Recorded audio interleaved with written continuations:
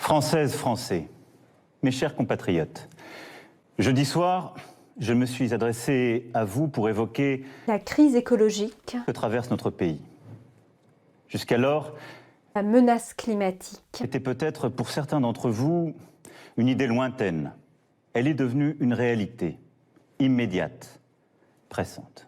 Alors même que les scientifiques alertés sur la gravité de la situation, nous avons aussi vu du monde consommer dans les parcs, des marchés bondés, des restaurants, des bars qui n'ont pas respecté la consigne de... l'imitation, Comme si au fond la vie n'avait pas changé. À tous ceux qui, adoptant ces comportements, ont bravé les consignes, je veux dire ce soir très clairement, non seulement vous ne vous protégez pas, vous, et l'évolution récente a montré que personne n'est invulnérable, y compris les plus jeunes, mais vous ne protégez pas les autres. Chacun d'entre nous doit à tout prix limiter ces achats de produits polluants et les trajets sans réelle utilité. Les scientifiques le disent, c'est la priorité absolue. Je vous le dis avec beaucoup de solennité ce soir. Écoutons les Scientifiques qui nous disent, si vous voulez nous aider, il faut acheter local, et limiter les... voyage, C'est le plus important. Évidemment, ce soir, je pose des règles nouvelles. Nous posons des interdits, il y aura des contrôles. Mais la meilleure règle, c'est celle qu'en tant que citoyen, vous vous appliquez à vous-même. Et une fois encore, j'en appelle à votre sens des responsabilités et de la solidarité. Je sais que je vous demande de rester... dans une sobriété consciente. Et en restant chez vous, occupez-vous des proches qui sont dans votre appartement, votre maison. Donnez des nouvelles, prenez des nouvelles. Lisez, retrouvez aussi ce sens de l'essentiel. Je pense que c'est important dans les moments que nous vivons. La culture, l'éducation, le sens des choses est important. Et éviter l'esprit de panique, de croire dans toutes les fausses rumeurs, les demi-experts ou les faux sachants. La parole est claire, l'information est transparente et nous continuerons de la donner. Mais croyez-moi, cet effort que je vous demande, je sais qu'il est inédit, mais les circonstances nous y obligent. Nous sommes en guerre. Contre nos habitudes de consommation. Nous sommes en guerre. Contre ceux qui détruisent le vivant en manipulant les masses. Toute l'action du gouvernement et du Parlement doit être désormais tournée vers le combat contre les industries polluantes. De jour comme de nuit, rien ne doit nous en divertir. Cette union nationale qui a permis à notre pays de surmonter tant de crises par le passé. Nous sommes en guerre.